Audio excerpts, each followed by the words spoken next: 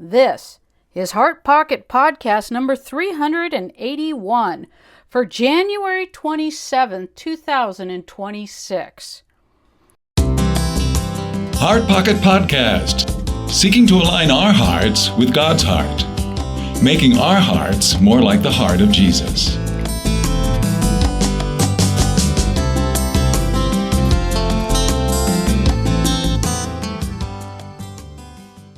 Thank you, everybody, for joining us on another episode of Heart Pocket Podcast. I'm actually here with Mike, who is an instructor with Simply the Story. Mike, would you introduce yourself? Yeah, my name is Mike Braun. I live in the state of Washington, and I've been doing STS workshops for, almost 11 years now. Wow. I didn't realize it was that long. Well, I learned it almost 11 years ago. So I think I helped with my first workshop about 9.5 years ago. Okay, so how did you get involved with STS in the beginning? Like you said, you took a workshop and then you helped out. What was that like? STS, it wasn't even on my radar. I was actually in San Sebastian, Spain, with another ministry, and the guy that was the leader of that ministry had a workshop going on the second week we were there, and he told me to go. And so I went. I had no idea what it was about. And it was like a year before I was thinking of retiring. And I've been praying and asking God to give me something to do in retirement. And through the first morning of the workshop, I was fascinated by what they were talking about. I thought, wow, I want to do what these guys are doing. And so I went through the whole 5-day workshop and just pursued it after that. I just thought, this is amazing. So, yeah, that's what got me into it. Wow. So you were in Spain with a whole nother ministry, and there was a little garbledy because for those who are listening, Mike is actually connected through Bluetooth on the phone. So if there's anything that gets a little garbledy, I'll go ahead and clarify just briefly. But the bottom line is you went to your first 5-day workshop because the pastor said you needed to go. And this seemed to be like an answer to prayer in terms of what you were asking the Lord to show you could do when you reached retirement, correct? That's correct. Yep. Yeah. Okay. Now you have, if you were in Spain, you obviously had other options, but you went with Simply the Story. Do you mind if I ask why?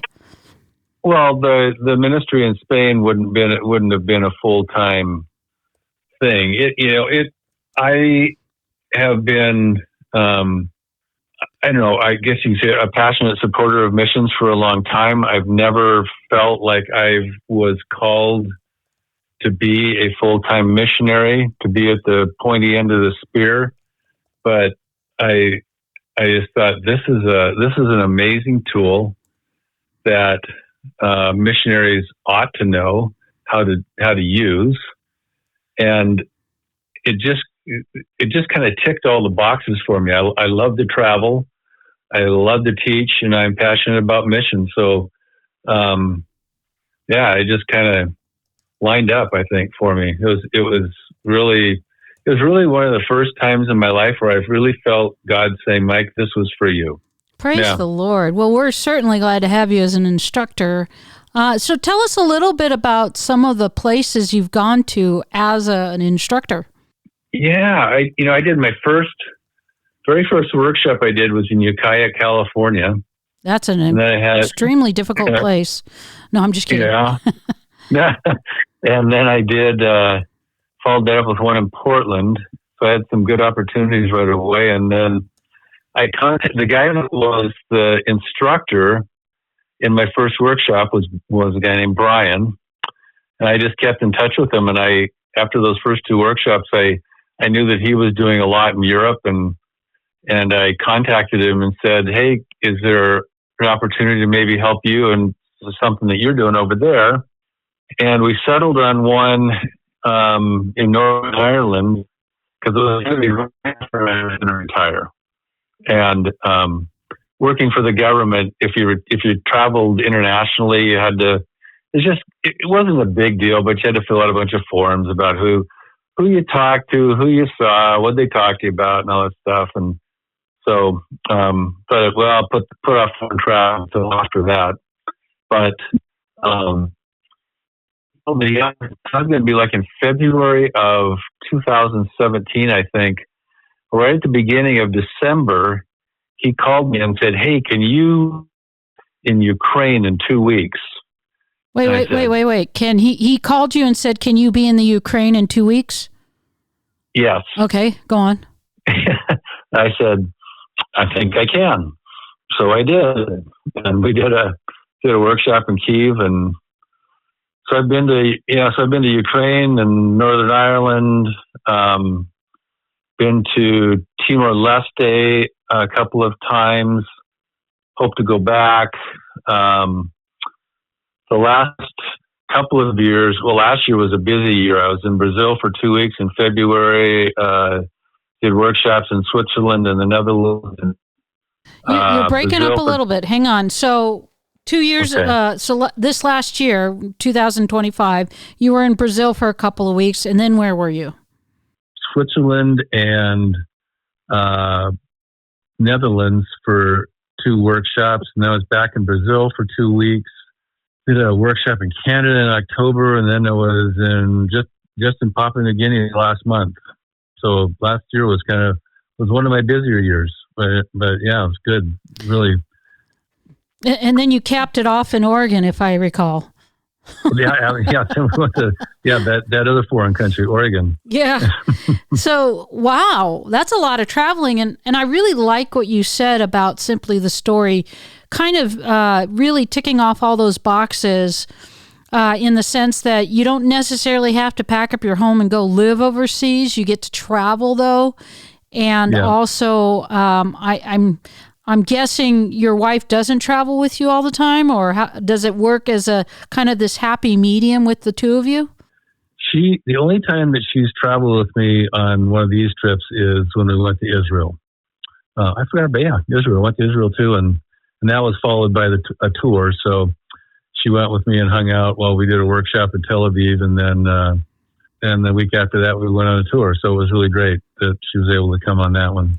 Yeah. She's not much of, I have to kind of twist her arm to travel internationally. Wow.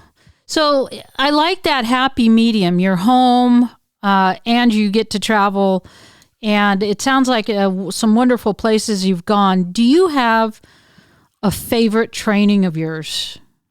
A favorite training? I'll just lump in the trainings that we've done in Brazil, I think, are my favorites, just because of how I've seen that Simply the Story has impacted them. I think it was January of 24.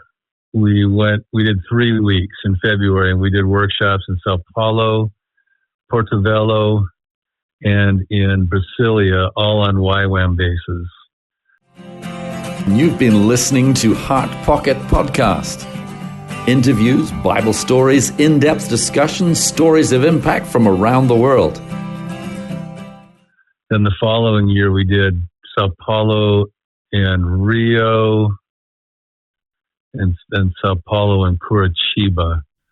And those are all on YWAM bases. And it's especially in the base in Sao Paulo, we have a real champion for STS there. The leader of the YWAM base there, his name is Clever. And STS has impacted everything they do. It's impacted their personal devotions, their group devotions, their evangelism.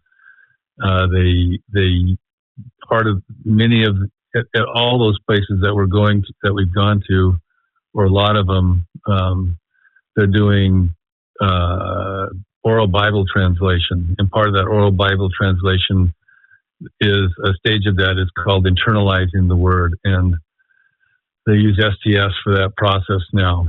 And it has just been so satisfying and gratifying, I guess, to, I said I never felt called to be the guy at the pointy end of the spear, but to but to come alongside the people that are at the pointy end of the spear and be able to give them a tool that helps them do what they do better, and to help them to know the Word of God better, and to help them get to know God better. That's just been kind of my highlight, I think, in STS.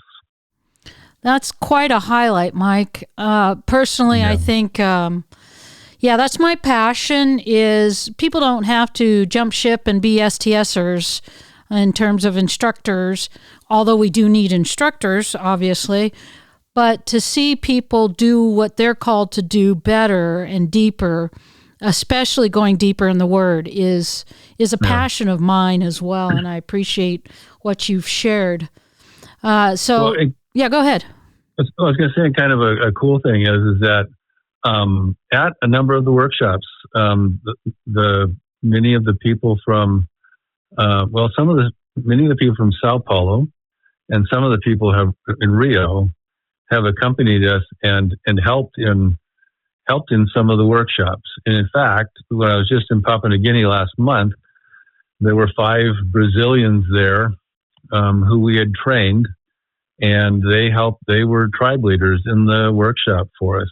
It really wouldn't have been near the workshop it was without them helping. So they're not at the point where they can be instructors, but they are able to help us by being small group leaders. So that's another thing that I've seen that's really cool, that raise them up to be able to do that as well. That's fantastic. So when you were at these YWAM bases, it was more than YWAM students there, am I correct? For the most part, YWAM people, people that were a part of YWAM. There might be a few people from outside, like in Papua New Guinea, there was a pastor from it was an island that was about a 5-minute boat ride away. We met him on the Saturday before the workshop and kind of talked with him about it a little bit, and then all of a sudden he's at the workshop, and he just loved it. He really was really loved the process, and but occasionally there'll be somebody from the community, but mostly they've been YWAM people. Fair enough. What's really go ahead. At the kind of a highlight at the end of the workshop, we teach them how to do a story to a drama, and the YWAM base in Rio that we're at, one of their specialty is sharing the gospel through the arts and through music.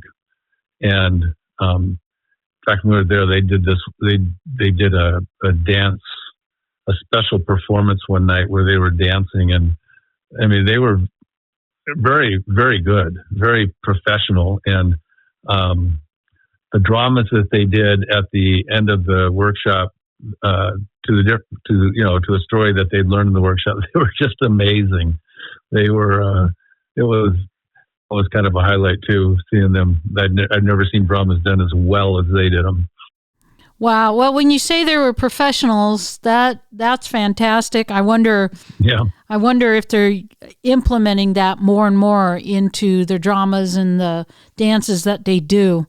Certainly, the arts. I'm not sure. The arts are a great door for bringing people into the Word of God. Mm-hmm. So I want to go back to the pastor from the island nearby in Papua New Guinea. How did he hear about the training? I know you said you went there on the Saturday before the training, but what was it that sparked his interest to come? Well, I think some of the people that some of the YWAM people went to his church and had spent some time out there. So he was on the base. He was in the lunchroom when we wandered through, and we met him and just talked to him and told him about the workshop, and then we went to his church on Sunday, and didn't have an opportunity to do anything. He had us come up front and told us he told everybody about what we were doing in the workshop, and so he just got very excited about it, I guess, and came. Yeah. Well, it's funny because I think Talia, one of the other instructors, she was sharing when she was up front about having done a story, I think the Zacchaeus story, when she had landed, I guess, in Papua New Guinea and ended up giving her Bible to somebody as a result of Zacchaeus. And I guess this pastor, from what I understand, was so excited about how easy it was to just go deep in the Zacchaeus story and then share it with somebody you just met, that from what this instructor told me is after you guys sat down and he went into his sermon, she said she could hear him speak about Zacchaeus on multiple occasions, even though her Tok Pison is not very good in terms of understanding the language there in PNG. Yeah, right. Yeah, you're right. I'd forgotten about that part of it, yeah. So, and I guess at some other point during the training, I don't know if he shared this with you, but one of the other instructors mentioned he never realized how deep you could go into the Zacchaeus story, just one story. Yeah. That's fun. Yeah, and that's the kind of that I think I've heard after almost every workshop. The thing that I hear from people all the time is, "Wow, I will never read the Bible the same again." Or, the Bible, so often it just seemed to be words on a page. Now it's come alive. Tune in next week for another episode of Heart Pocket Podcast, and feel free to subscribe on iTunes. For those who wish to have more information about Simply the Story trainings, please feel free to contact the office at info@simplythestory.org or call us at 951-658-1619. You can also visit our website at simplythestory.org. And now you can watch God's story in hundreds of languages just from our simplythestory.org website.